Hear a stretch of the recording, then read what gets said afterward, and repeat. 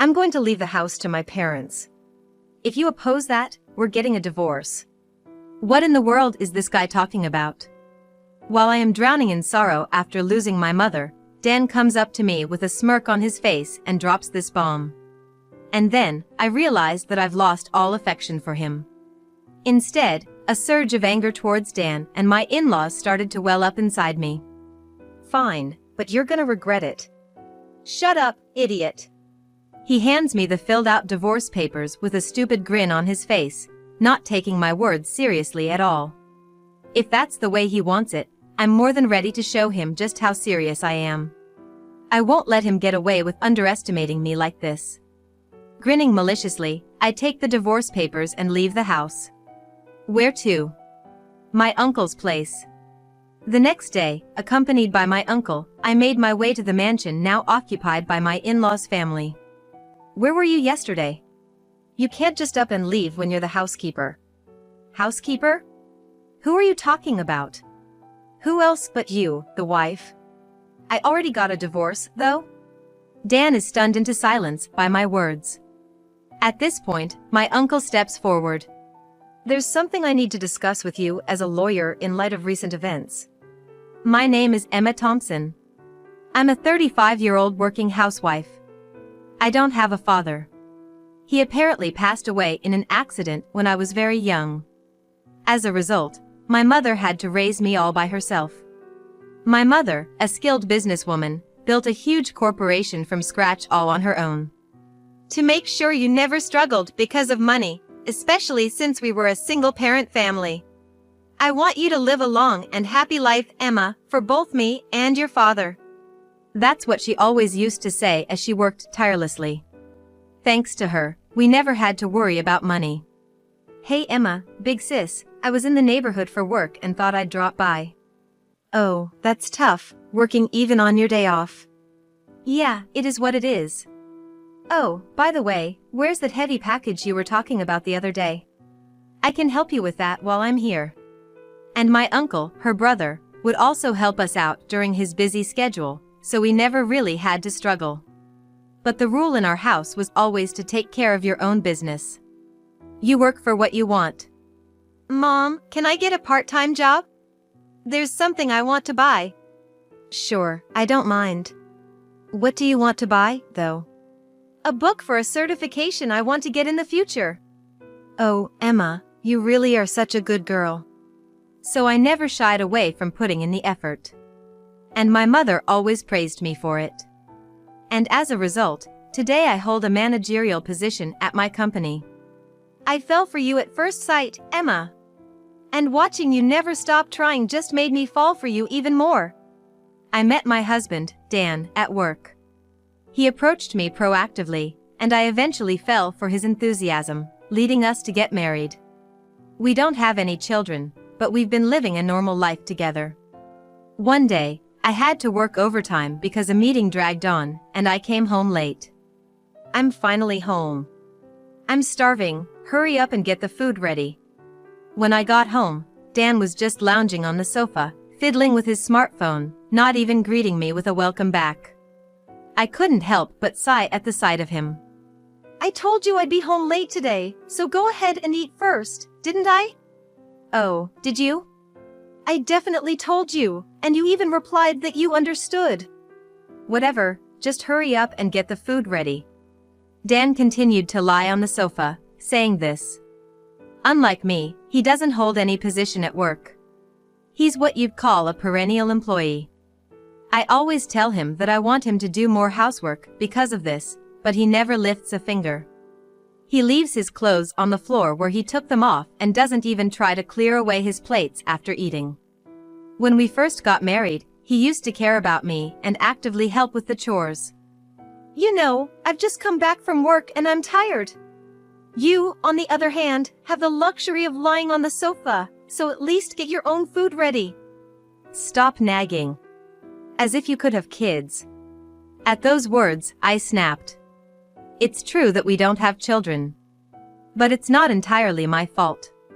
Both of us have bodies that make it difficult to have children. That's the same for you as well. It's your fault. We can't have kids because your body is defective. Despite this, Dan always blames it all on me. Perhaps he feels his pride is hurt because I have a position at work and he's not progressing in his career at all. In other words, he's just jealous and taking it out on me. That has nothing to do with this. If I'm defective for working and doing house chores, what does that make you? Who does neither? What did you say? Are you mocking me? That day, we ended up fighting. Feeling sulky, Dan went to bed without eating anything. I was left holding my head, unable to understand his actions. I've worked so hard, and yet. I muttered to myself while warming up some pre-made side dishes. The next morning, it was a rare day off with nothing to do, so I got up later than usual. Dan's not here, huh? He's usually sleeping till noon. He's probably gone to his parents' house or something. Thinking that, I got ready and headed to the hospital. Mom, I'm here. Oh, Emma. Are you off today? Yeah. How are you feeling? Same as always. My mother had collapsed at work the other day and is currently in the hospital. Knowing her, she probably felt unwell before she collapsed, but ignored it and continued working until her body couldn't take it anymore. Even now, she must be feeling unwell, but she's working from her hospital bed. What about you? How are you doing? I'm fine, really. I replied with a smile to my mother, who was asking with a worried look. I can't give her any more to worry about. You know, the row of the trees in front of the office was beautiful again this year. Want to see the pictures I took? Yeah, I'd like to see them. With that thought, I changed the subject. Then, I had a pleasant chat with my mom and left the hospital after a while. Oh, it's from my mother-in-law. Checking my phone, I noticed a message from my mother-in-law. Honestly, I didn't feel like calling her back, but then she started calling me. Reluctantly, I answered. Where the heck have you been? I was visiting my mom at the hospital. What? You left Dan alone to prioritize your own parent? Her shouting over the phone made me grimace. As expected, Dan seemed to be at his parents' house. His mother was complaining about it. You're always putting so much on Dan. A wife should prioritize her husband.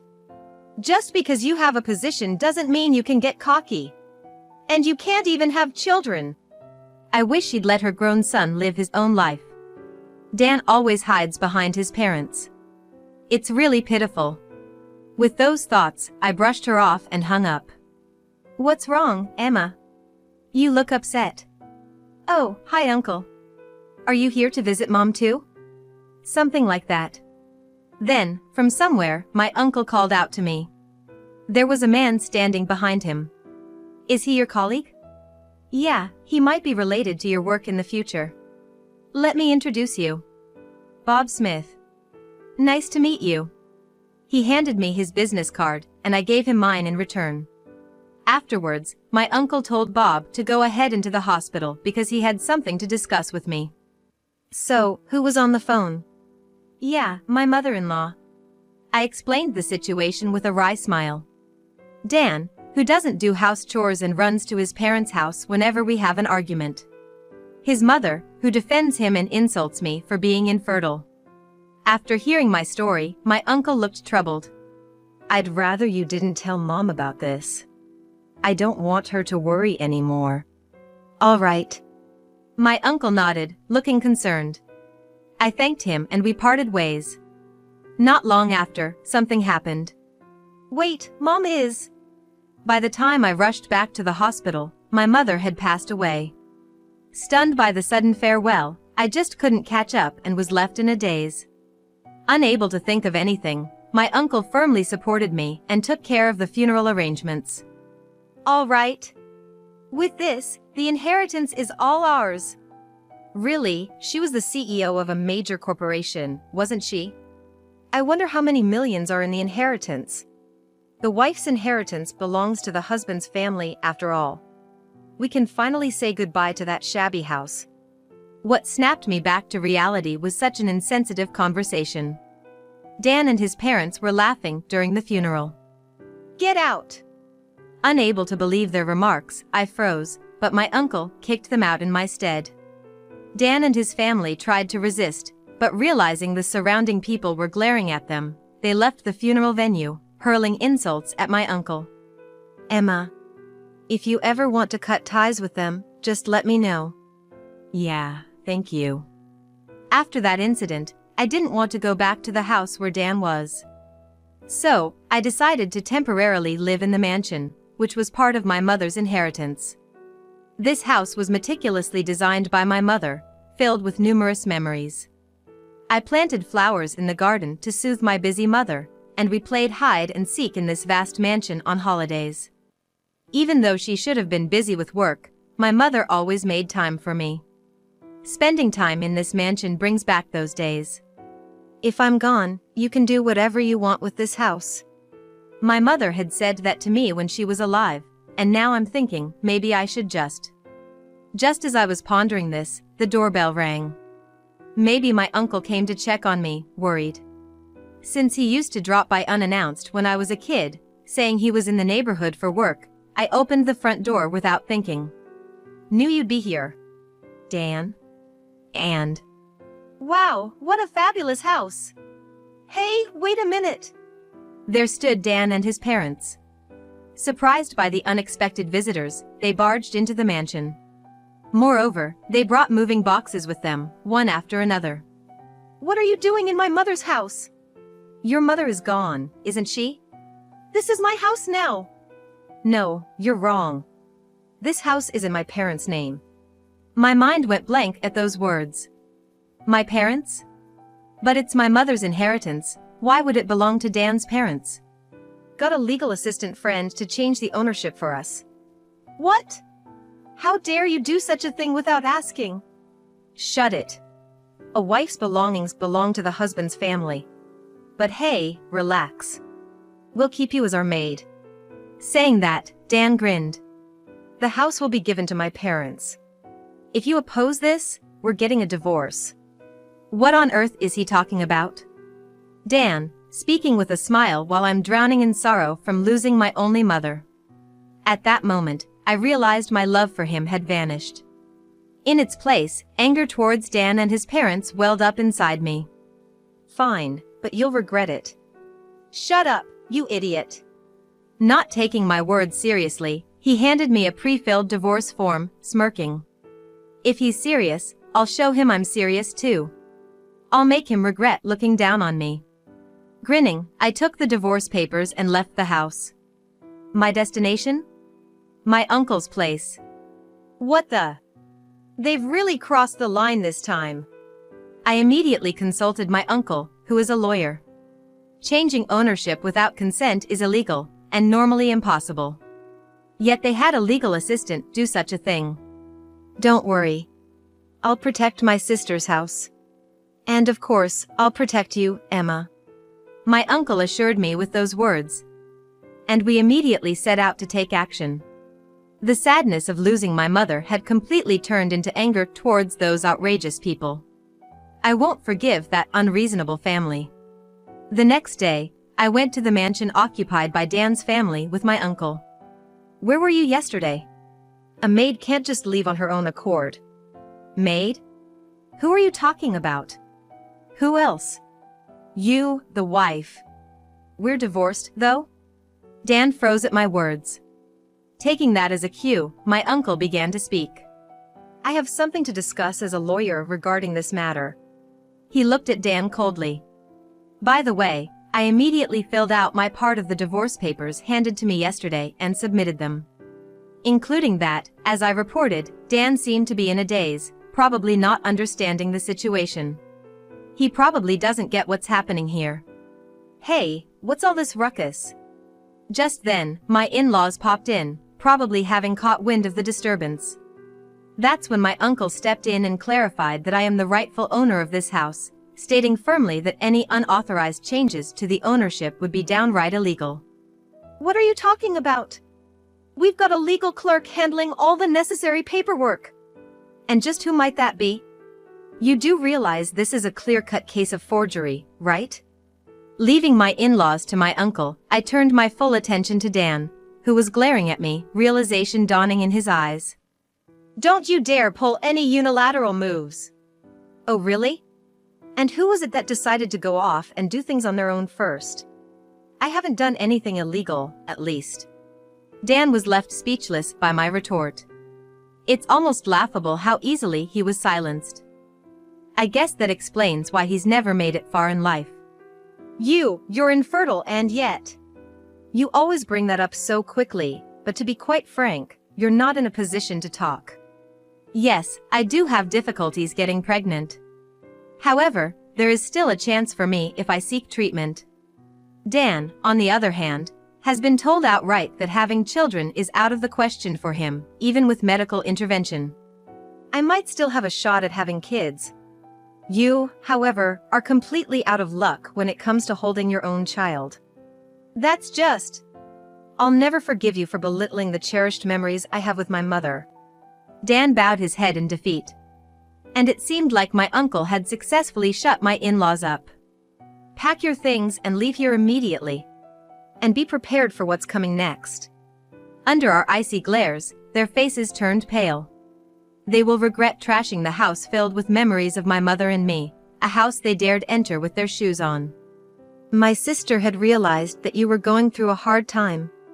It turns out my mother had noticed something was amiss and had asked my uncle to look out for me, anticipating that I wouldn't want to burden her with my troubles. She knew I'd keep quiet, not wanting to cause her any stress. So she asked you to help me in her stead. That's what I heard from my uncle. Further investigation revealed that Dan and his family had been bragging about their plans to swindle my inheritance the moment my mother passed away. To prevent this, my mother had drawn up a will, entrusting everything to me. She had left the will with Bob, a friend introduced by my uncle. Right here, it states that all of her estate is to be left to her daughter, Emma. And she made it clear that she can do as she pleases with this mansion. It was clearly written in the will that had been entrusted to Bob. Dan's face turned ashen as he heard this, and he started to cling to me desperately. Please, Emma, I'm begging you. I've already sold our house, and my parents' house is gone too. What? Why on earth would you do something like that without thinking it through? It came out that Dan had racked up a significant amount of debt behind my back. And all of it was from spending lavishly at nightclubs. He had taken advantage of my busy schedule to frequent these clubs, throwing money at the hostesses night after night. To pay off his debts, he had sold off both our house and his parents' house. Well, that's your problem, not mine. Emma, but you're my wife, aren't you? I was your wife. Now, you've got two choices. Either face the consequences of forgery or buy back the mansion for $3 million. There's no way I can. Selling the houses had just barely allowed Dan to settle his debts. There was no way he could come up with $3 million. His parents were in the same boat. Watching him squirm, I decided to file a police report. And as I kicked the in-laws out and took stock of the mansion, I noticed several things missing. Some of my keepsakes are gone. What's the meaning of this? That wasn't me. My mom said she wanted to sell the stuff she didn't like. So, it turned out my in-laws had taken the liberty of selling things themselves. Looks like I've got more grounds to sue them. In the end, Dan and his family were left saddled with a massive amount of debt. And I made sure he was properly ousted from the company. After all, I'm the president now, having taken over from my mother. Bring me that idiot wife. In such a situation, the father-in-law stormed into the company. He then went on a rampage, demanding that the damage report be withdrawn and money be handed over, which ultimately led to the police taking care of him as well.